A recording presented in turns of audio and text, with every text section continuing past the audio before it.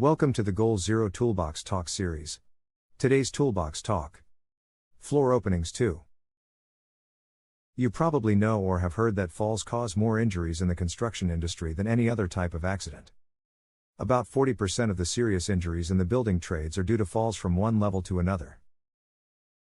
A hole is defined as a gap or void 2 or more in its least dimension when located on any walking surface such as a roof or floor. While a 3-hole is not large enough for a person to fall through, it can cause serious injury if a ladder leg or mobile scaffold caster is placed over the hole. Even if no such equipment is used, a hole such as a cutout for a duct can be large enough to step in and can be a path for tools to fall onto workers below. Good protection of floor openings is one way of preventing these falls. This protection is a responsibility of management, but it is also a responsibility of the trades. If you must remove guardrails or covers to work or hoist in a shaft, put the protection back when you are done. In one recent accident, 2 laborers were cleaning up a floor area. They piled scrap lumber on a sheet of plywood and then picked up the sheet to carry the material away. Unfortunately, the plywood had been covering a floor opening and the rear man walked into a 25-foot fall. When you cover a floor opening, secure, and mark the cover so that it won't be moved by accident. If you remove a section of a steel grating floor, rope off the area.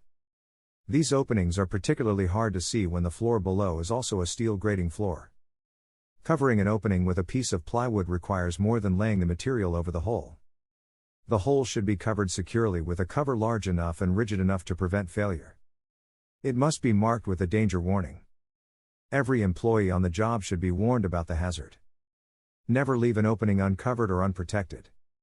If covering a hole is impractical, guardrails shall be installed with toe boards. Ladderway floor openings or platforms should be guarded by standard railings and toe boards on all exposed sides, except at entrances to openings. The entrance should also be protected so that a person cannot walk directly into the openings. Always use another means of fall protection when installing, removing, or working near an unprotected opening. The labels on the opening covers need to stand out on a busy worksite. Use bright paint to create a warning sign on the cover that says something such as, "Danger. Opening, do not remove. Do not load." Always fasten the cover securely to prevent workers from removing it and falling through the opening.